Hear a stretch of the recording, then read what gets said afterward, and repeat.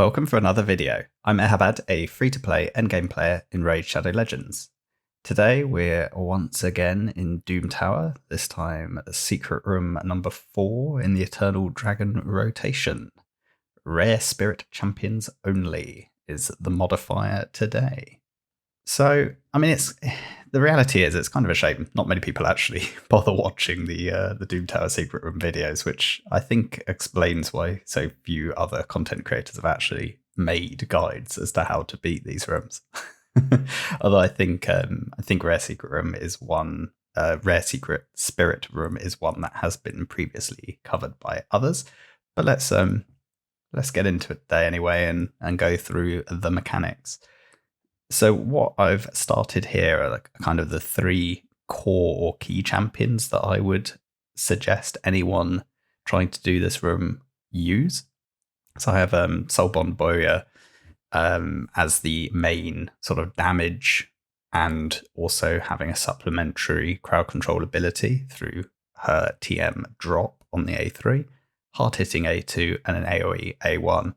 If you are able to build her full damage, in Savage and Helm Smasher, you will get through this room very quickly. But we have her built in a stun set with Fearsome Presence, as we use her in the Rare Attack secret room that I've previously done a video for. So at least we are reusing the same champion for another secret room in the same build. No need to be changing things around each Doom Tower to another. So at least, it's more efficient this way. Then we have Gnarlhorn, who has been talked about many times in the past. Fantastic provoke crowd control champion on the rare side. Again, we will make use of him in Doom Tower 3 on the rare HP secret room. He's fantastic there again. So at least, having reusability elsewhere. And then lastly, we have Raider, who we also used in the Rare Attack secret room, and now we're using her once again in the Rare Spirit. So at least these 3 champions have versatility. They are usable in multiple secret rooms, so you won't regret investing in these 3. With Gnarlhorn, we have the Provoke, and with Raider, we have a AoE drop speed and a single target stun. So we have 2 single target crowd control and an AoE crowd control. So we've got a good situation here to be able to get through all the waves. In terms of the 4th and 5th slot, we have quite a lot of flexibility. We could either bring a second Soulbond and have a additional single target TM drop form of crowd control. We could bring in someone to buff our attack, such as Spirit Host or Abyssal. We could bring in a pure damage dealer, and Berserker is the best in class for this secret room. But I would suggest if you want a pure damage dealer, he needs to be ranked up to 60 with some masteries and some decent gear. And I haven't bothered investing in mine yet, so we won't be going down that route. Beyond that, Hexweaver is pretty good as well, with increased speed and a team heal. Master Butcher is decent as well. We have an additional single target CC ability and a single target provoke. Templar is another decent candidate with some crowd control abilities, and he can hit reasonably hard. Crimson Slayer is another candidate with a single target crowd control ability and an AoE, and can hit reasonably hard as well. And failing that, we also have Channeler, who has an increased speed ability as well, and a single target CC, although it's not as consistent as the other champions. So in this particular run, I'll pick a second Soulbond and a Spirit Host. So I'm taking a slight risk here because I'm not bringing any form of healer. So Gnarlhorn is going to have to self-sustain himself. He is in a regen set.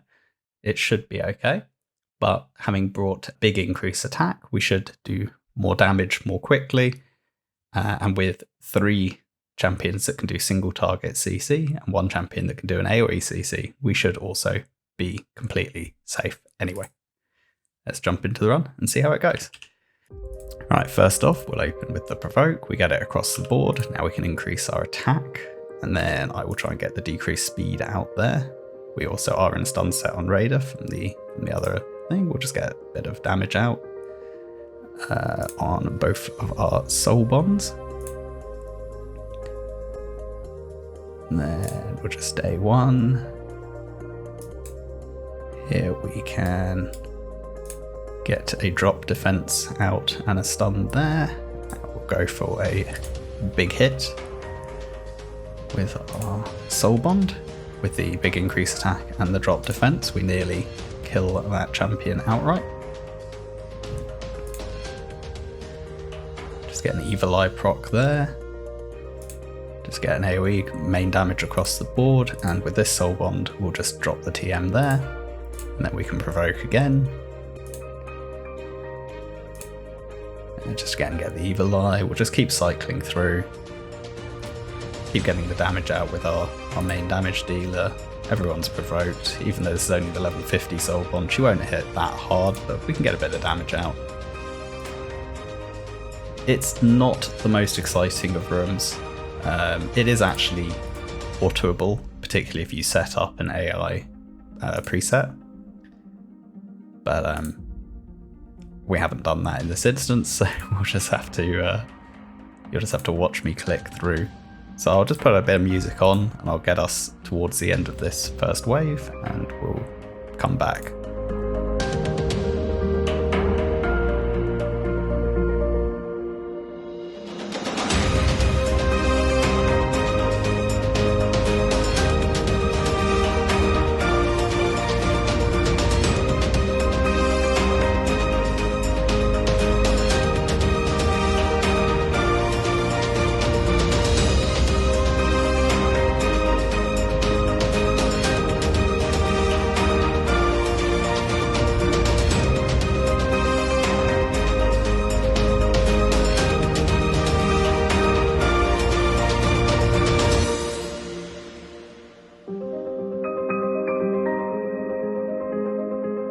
And now we're nearly through to the next wave, just one more hit and we're cleanly through. And you saw we managed to cycle back to make sure all our abilities are off cooldown as we go into the second wave. And it's very much just going to be a case of rinse and repeat here.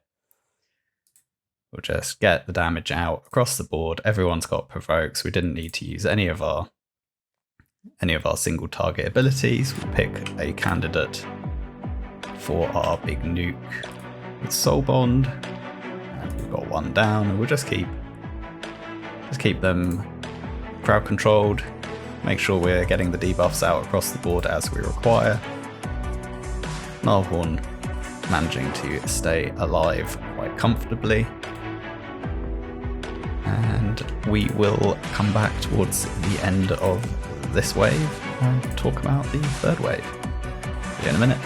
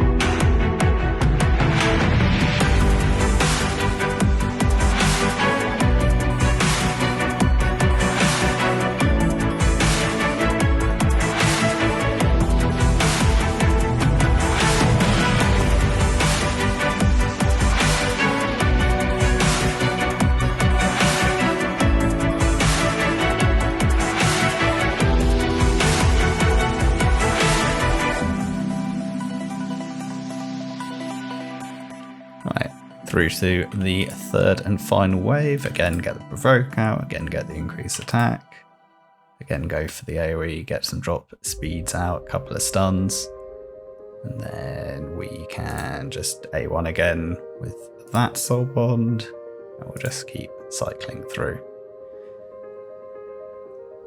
In fact, I'll show you that you can, even without any proper AI override, we can probably just full auto this wave.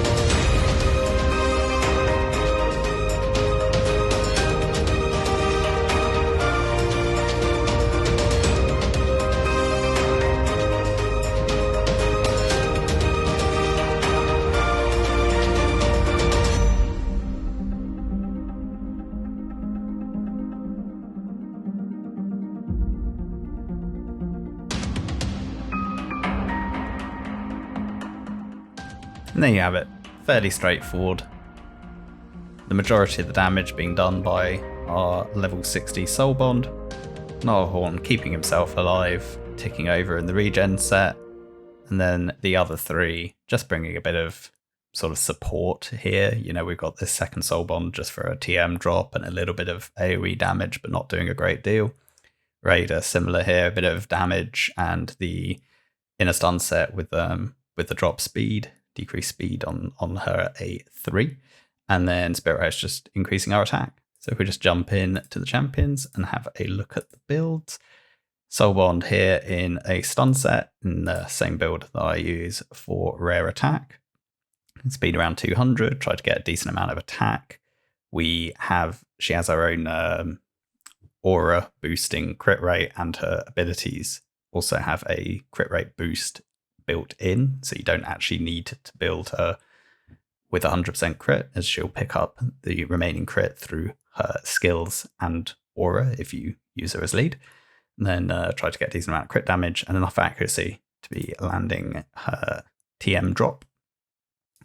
The skills are done. These are rares. You really should be booking them. And then in terms of masteries, as I mentioned, Fearsome Presence with Evil Eye. This is the tree that I use for the rare attack secret room. I think if I ever finish building the second Soul Bond, I will put the second one in a pure damage Helm Smasher build. Gnarlhorn, this is the same build I use for him in the HP rare room in Doom Tower 3 in a regen set with an accuracy set here. So getting decent speed, I'd say anything above 230 is optimum for him. Something 230, 240 is a good range. High effective HP and enough accuracy to be landing the debuffs. You do need him to be reasonably quick, as you do want to keep cycling and getting back to that AoE provoke to keep everyone under control. The skills are done. The only one that really matters here is the A2. The A3, if I did an AI override on this room, I'd actually turn it off, and his A1 does no damage anyway. In terms of masteries, I've never done any masteries on my Gnarlhorn. Maybe one day he will get some, but as it currently stands, no masteries, does the job everywhere I need him to without them, so I wouldn't worry too much. In terms of the level 50 Soul Bond, just in 2 sets of perception, kind of leftover gear, if you will. The skills are done, and no masteries so far. If we have a look at the total stats, around 200 speed, enough accuracy to be landing the debuffs, and that's it. Ideally, I would have her in a stun set, but I prioritize stun sets on other champions, and I don't see the need to use additional silver to re-gear her, because I can get through it without any worries. In terms of Spirit Host, left over from my original kind of beginning of the account, where I ranked up a level 50 Spirit Host to help me in various parts of the game. In terms of total stats, I've just gone to be a bit quicker than everyone else to get, other than Gnarlhorn, to be the second fastest champion to get the increased attack out and ensure that I'm doing it maximum damage with the rest of my champions. And that's the only stat that really matters on her. She's not landing any debuffs. And because everyone's crowd controlled, the effective HP is kind of irrelevant. The skills are booked. And in terms of masteries, like I said, it's a legacy of when I first used her at the beginning of my account. So there are very minimal masteries. They don't really make any sense, but that is what it is. And then lastly, Raider, who we also use in the rare attack secret room. Speed tuned to be a bit quicker than the main damage dealers, with enough accuracy to be landing her debuffs. In a stun set, the skills are done. And in terms of masteries, we've got as far as Evil Eye, and we are probably ultimately going to go down to Fearsome Presence, although, like I said, at the moment, gets the job done, haven't ranked her to 60, haven't finished the masteries. Did the minimum that I needed to get through all the secret rooms that are currently released. If they do a new cycle of Doom Tower, Doom Tower 4, then potentially we'll have to build some different or additional champions, and maybe some of our level 50s will need to be level 60s to beat that additionally harder content, but we've heard nothing about any plans to do so. So for the time being, we are able to do all the content in the game, excluding the highest levels of Hydra. So if we take a quick look at the leaderboard, you can see that Nullhorn, Soulbond and Berserker are dominating the team choices. We've seen just in the run I just showed that Nullhorn can pretty much solo crowd control the entire secret room. And if you build Soulbond and or Berserker in full damage, they can really carry the DPS role very nicely. And you'll get through the room pretty easily, pretty quickly. From my side, I need to probably rank up another 1 or 2 champions to 60 and build them in more of a damage-oriented build to really speed this room up. And it is something I have in mind, but at the moment I'm focusing on ranking up champions that will help me progress further in Hydra, although I absolutely hate that content. Right then, thanks for watching. I hope this video helps you beat this secret room. It is not the most exciting of secret rooms, but thankfully it's not that hard as long as you have really Nullhorn and Soulbond. The rest of the team can be pretty much any of the other rares available. I would recommend Raider simply because we're using her in another secret room. And then beyond that, probably either Berserker, Spirit Host, or a second Soulbond would be optimum. So once again, thanks for watching. Please like, comment, and subscribe. Your feedback is always welcome, and I will see you in the next video. Bye for now. So it came to my attention that I probably shouldn't have used a dupe Soulbond, just in case you guys only have 1 copy and you think that the second Soulbond is required. So I'll just quickly rerun through this, and I'll just put some music on so you guys don't have to listen to me drone on endlessly, and you'll basically see me quickly clear through it and beat it just with this 4-man composition that we've got right here. And, it'll be evident that we don't need 2 Soulbonds at all.